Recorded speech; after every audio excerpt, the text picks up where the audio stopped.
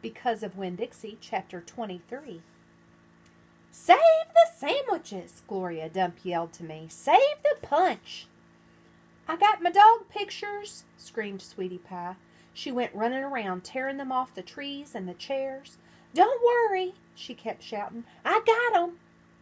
I grabbed the platter of egg salad sandwiches, and the preacher grabbed the punch, and we ran into the kitchen with them. And when I ran back outside, I saw that Amanda had hold of Miss Franny Block and was helping her into the house. Miss Franny was so teetery on her high heels that the rain would have knocked her right over if Amanda hadn't held on to her. I grabbed Gloria Dump's arm. "I'm all right," she said, but she put her hand on my arm and held on to me tight. I looked around the garden before we left. All the crepe paper was melted and the candles were out, and then I saw Otis. He was standing there by his jar of pickles looking down at his feet. "Otis!" I hollered at him over the rain. "Come on, we're going inside." When we got in the kitchen, Amanda and Miss Franny were laughing and shaking themselves like dogs.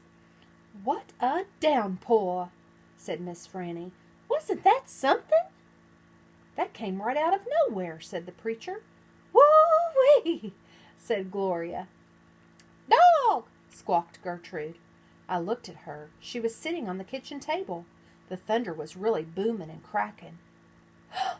"Oh, no!" I said. I looked around the kitchen.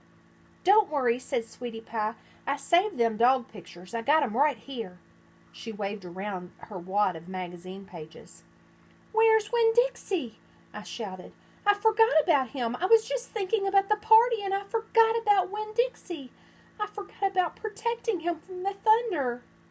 "Now, Opal," the preacher said, "he's probably right out in the yard, hiding underneath a chair.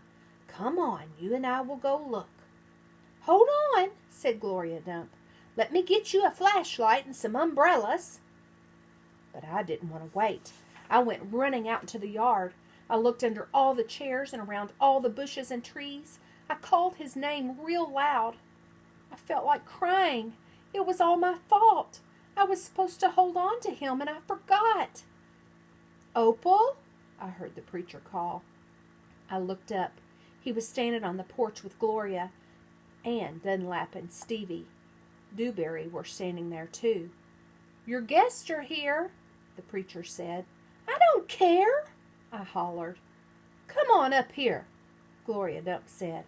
Her voice was all hard and serious. She shone her flashlight out at me. I walked up onto the porch and she handed me the flashlight. "Tell these boys hey," she said. "Tell them you're glad they came and that you'll be right back just as soon as you find your dog." "Hey," I said. "Thank you for coming. I just got to go find Winn-Dixie and I'll be right back." Stevie stared at me with his mouth wide open. "You want me to help?" Dunlap asked. I shook my head. I tried not to cry. "Come here, child," Gloria Dump said. She reached for me and pulled me close to her and whispered in my ear. "There ain't no way you can hold on to something that wants to go, you understand? You can only love what you got while you've got it." She squeezed me hard. "Good luck now," she called, as me and the preacher stepped off the porch and out into the rain. "Good luck," Miss Franny called from the kitchen. "That dog ain't lost," I heard Sweetie Pie holler to somebody inside.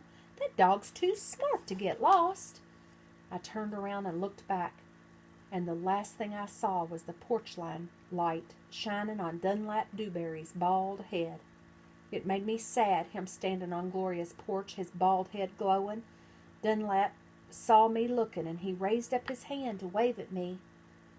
I didn't wave back.